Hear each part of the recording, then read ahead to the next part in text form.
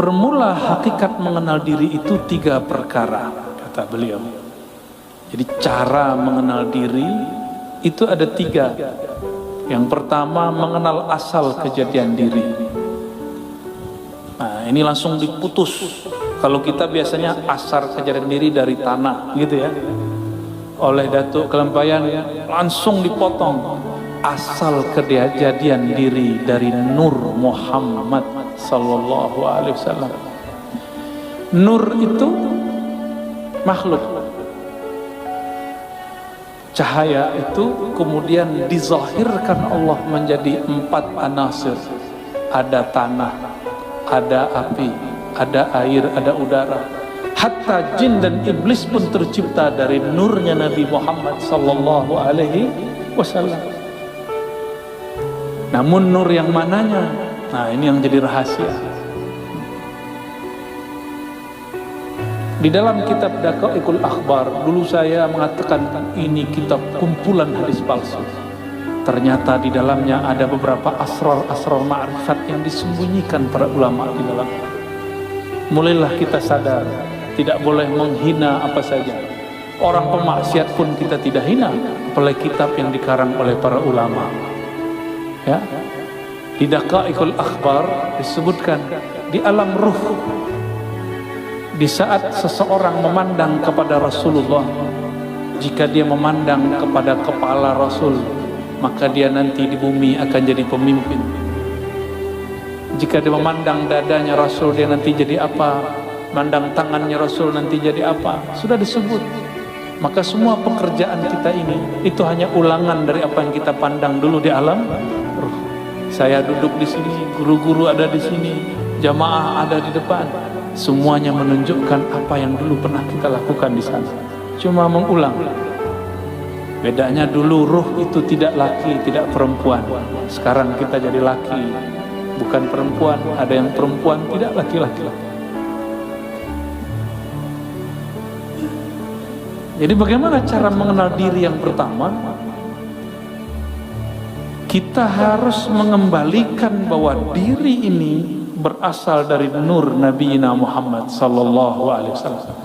Muncullah di situ kalam-kalam ilhami qudsi. Lagi-lagi seperti tadi, ini ilham yang didapat oleh para wali-wali. Mereka mendengar Rasulullah bersabda di alam rohani, al-alam minni wa ana minallah. Alam dariku, aku dari Allah. Maksudnya aku dari hembusannya nafas Allah subhanahu wa ta'ala. Ternyata di kitab Sirrul Asrar pun disebut, yang dinisbatkan kepada Syekh Abdul Qadir Al-Jailani, al-alam minni wa ana minallah, dan sejenisnya. Ada kalimat-kalimat sejenis ini.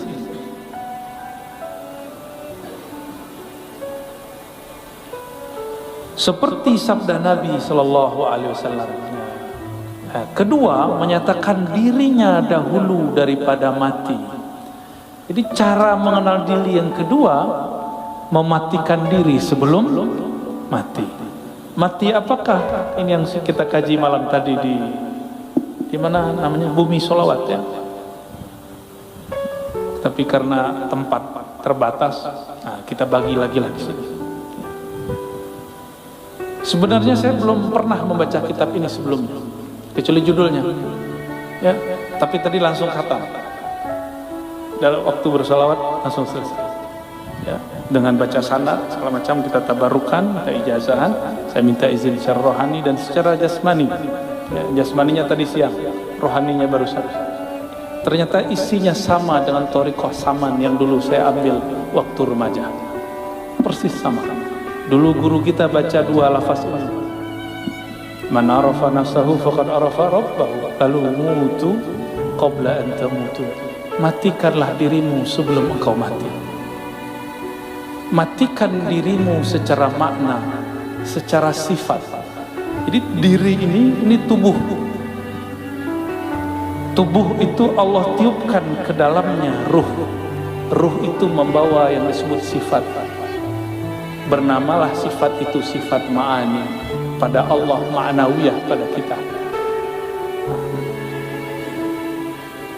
Yang disebut mati maknawi matikan sifat ma'aninya. Gitu. Sifat ma'ani ada berapa? 7. Coba disebutkan apa aja? Kudrat, iradat, ilmun, hayat, sama, basar. Ya. Ma'ani milik Allah, tidak mungkin dimatikan. Maka yang dimatikan hanyalah sifat maknawiyah. Kaunuhu sami'an, kaunuhu muridan. Saya punya sama pemberian Allah. Sekarang samanya cukup disimpan sebagai sifat, tapi tidak diaktifkan mendengar. Disebutlah mati makna sifatnya, mati maknawi. Itulah mati sebelum mati. Ini yang melihat mata atau bukan mata?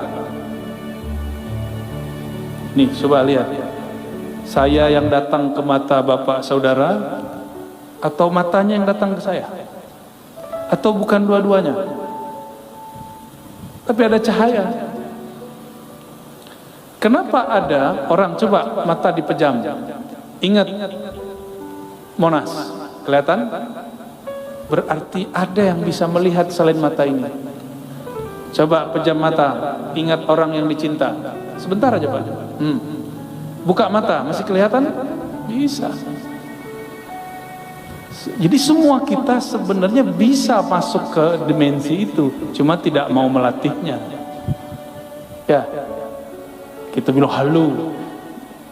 Padahal kalau halu, maka ilmu para aulia semuanya halu. Ini ada sok pemberantas halu.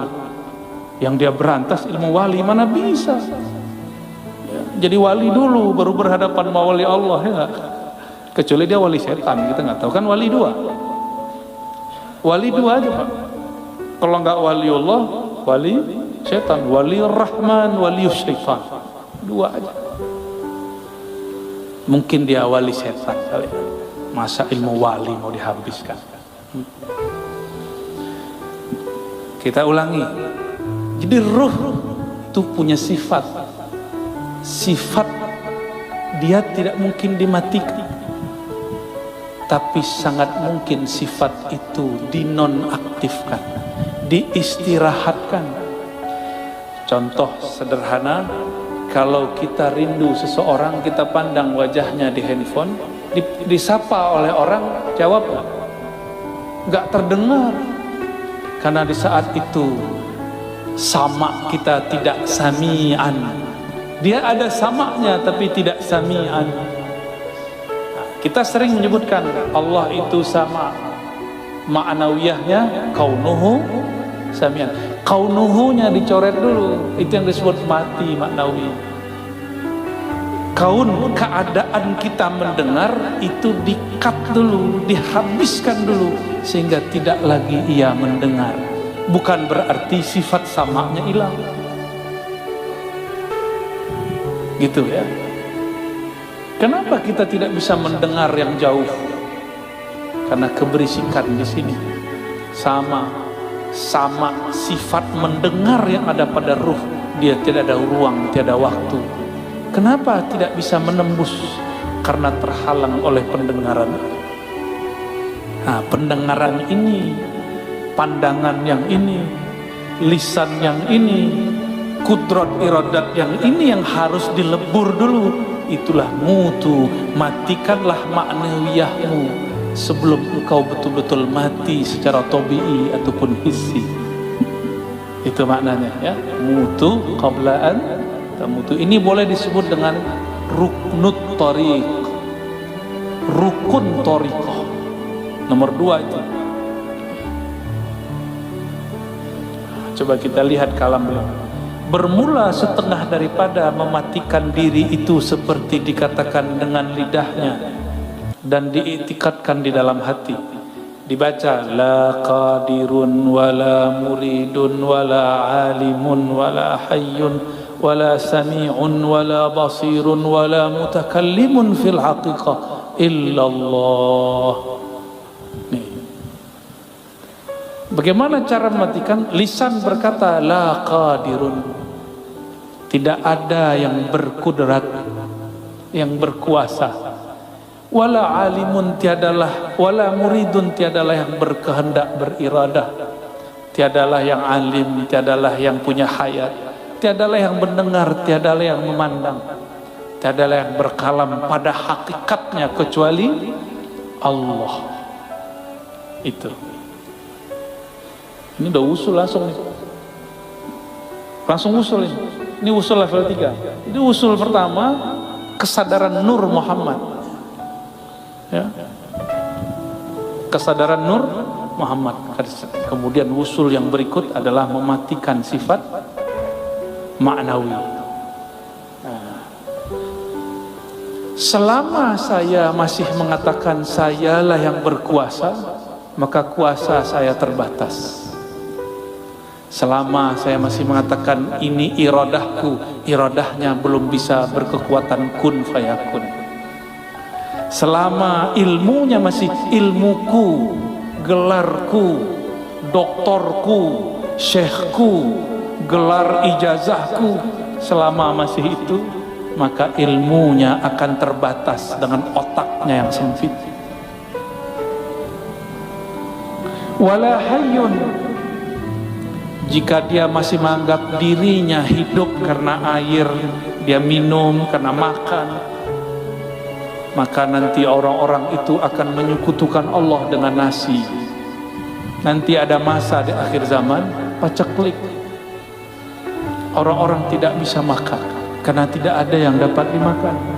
Di saat itulah turun keluar Dajjal bawa makanan. Akan banyak nanti orang ganti agamanya karena meyakini hayatnya ada pada makanan. Ashabul Kahfi selesai di bidang ini, maka dia mengatakan hayat kami di tangan Allah. Hayati hayatuna hayatullah fil haqiqah. Maka dengan itu Ashabul Kahfi 309 tahun pun masih Allah hidupkan. Maka mereka itu aulia kekasih Allah yang karam fana dalam sifat hayatnya Allah subhanahu wa ta'ala. Coba ada orang tidak makan sebulan, mati Pak? Mati ya? Betul? Benar? Orang yang mati kebanyakan nggak makan ya? Emang orang mati minum kan nggak juga? Tapi secara lahiriah kita memandang banyak orang mati karena kelaparan. Tapi kenapa Ashabul Kahfi 309 tahun tidak mati? Karena hayat itu milik Allah. Kalau Allah belum ambil ya nggak mati. Wala sami'un wala basirun. Kalau pendengaran ini 10 meter sudah tidak terdengar. Tapi kalau sami'nya sudah dimatikan, maka Allah lah yang mendengar. Allah memperdengarkan kepada kita. Inilah yang disebut kasyaf sam'iyah. Kasyaf secara sama. Disinilah banyak para wali mendengarkan kalimah-kalimah. Inilah yang terjadi pada orang yang bermimpi mengatakan, aku mendengar Rasulullah bersabda, man arafa nafsahu faqad arafa rabbahu. Dicarilah oleh ahli hadis, di mana ini hadis? Tidak ditemukan di kitab hadis manapun. Ternyata itu kalam Sayyidina Muaz ketika bertemu Sayyidina Nabi SAW secara ruhani. Karena samaknya bukan lagi samak yang ini. Coba datang ke Raudhah, datang ke makbarah Nabi SAW, bisa dengar Nabi? Coba baca salam, Assalamualaikum ya Sayyidina Rasulullah, bisa dengar jawabnya? Karena pakai telinga ini. Coba matikan samakmu, engkau akan mendengar Nabi menjawab. Ya. Kenapa ziarah terasa hambar? Karena ziarah baru dengan sifat maknawiyah kita, belum dimatikan sifat maknawiyahnya. Jadi ini tips kalau mau ziarah kubur, pakai ilmu mutu qablaan tamutu, matikan sifat maknawiyah sebelum engkau betul-betul mati. Nah, lalu di paragraf berikut halaman ketiga fana sekalian diri. Ini thariqah ketiga ya, untuk mengenal diri. Ketiga fana sekalian diri itu di dalam kudrat Allah dan iradat Allah dan ilmu Allah, seperti firman Allah, kullu syai'in halikun illa wajhah. Segala sesuatu halik. Apa arti halik? Binasa, mati. Halik itu nama lain dari mati, hancur, binasa, karam. Illa wajhah, kecuali wajhullah. Jangan dibayangkan wajah. Apa makna wajah? Fungsi wajah apa Pak? Kita memandang dengan wajah atau memandang dengan apa? Ini belakang namanya apa? Nah, ini adalah leher. Kita memandang dengan wajah atau dengan leher? Memandang dengan wajah atau memandang dengan tangan? Apakah memandang dengan lutut? Tidak. Maka disebut ini wajah adalah alat untuk memandang dan objek untuk dipandang. Kalau guru dulu melamar, itu memandang wajah atau memandang lantai guru? Memandang wajah ya? Yang dipandang wajah. Lalu disebut wajhullah. Apa makna wajhullah? Jangan, Allah itu bukan jisim, bukan fisik, bukan benda, juga bukan benda-benda metafisik. Yang penting Allah bukan sesuatu yang dapat digambarkan. Apa yang terbayang di pikiran Allah, tidak begitu. Begitulah akidah Ahlus Sunnah. Lalu apa yang dimaksud wajah? Maka ulama kita mengambil makna wajah itu adalah hakikat ihsan. Engkau beribadah kepadanya seakan memandangnya. Allah tidak punya fisik seperti ini.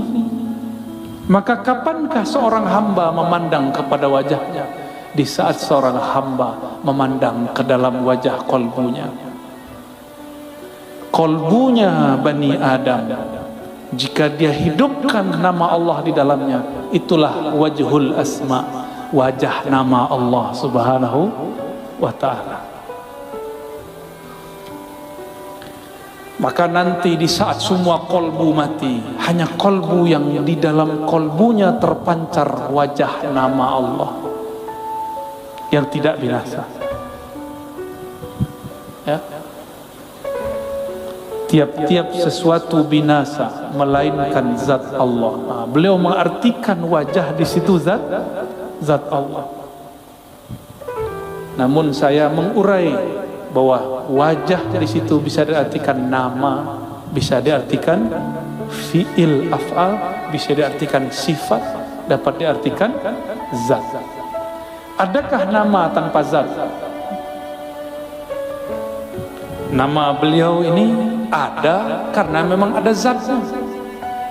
Kita sebut guru yang alim. Alim itu sifat. Karena ada gurunya, maka ada alimnya. Coba bayangkan alim tanpa ada orangnya. Bisa? Ini warnanya apa ini? Putih, hijau. Apa? Hijau, kita sebut hijau. Tembok hijau, kaligrafi hijau. Sekarang bayangkan hijau tapi tidak ada kaligrafinya. Bisa? Tak bisa. Baju saya putih. Coba pisahkan putih dari baju. Bisa? Tak bisa. Maka maksud Datuk Kelampaian mengartikan zatullah itu tercakup pada nama, sifat, af'al dan zatnya. Gitu ya. Dan lagi firman-Nya, innani anallahu la ilaha illa ana fa'budni wa aqimis salata li dzikri. Ini surat Thaha. Artinya bahwa sesungguhnya akulah Allah, tiada Tuhan, hanya aku, maka sembah olehmu akan daku, dan kerjakan olehmu akan sembahyang 5 waktu karena menyebutku. Ini terjemahan beliau. Lalu beliau mengatakan, syahdan wajib kita mengikut amr Nabi sallallahu alaihi wasallam. Amr yang ini artinya perintah. dan menjauhi segala larangannya supaya mudah-mudahan termasuk kandung Abdullah, yakni hamba Allah Ta'ala yang kamil pada kehambaannya. Setelah itu hendaklah kita kerjakan musyahadah keesaan zatnya dan muraqabah dan muhadarah. Nah, ada 3 di situ ya. Ini yang unik, ini yang berbeda daripada Datuk Kelampayan dengan beberapa ulama-ulama yang lain. Beliau menambahkan namanya muhadarah. Pertama musyahadah ya. Itu paling tinggi. Bawahnya turun muraqabah. Turun lagi muhadarah. Di kitab-kitab yang lain cuma 2. Musyahadah, muraqabah. Hanya beberapa kitab yang menyebutkan muhadarah, dan beliau ya menyebut muhadarah yaitu menghadirkan hati kita kepada hadiratnya serta mengucap zikir la ilaha illallah.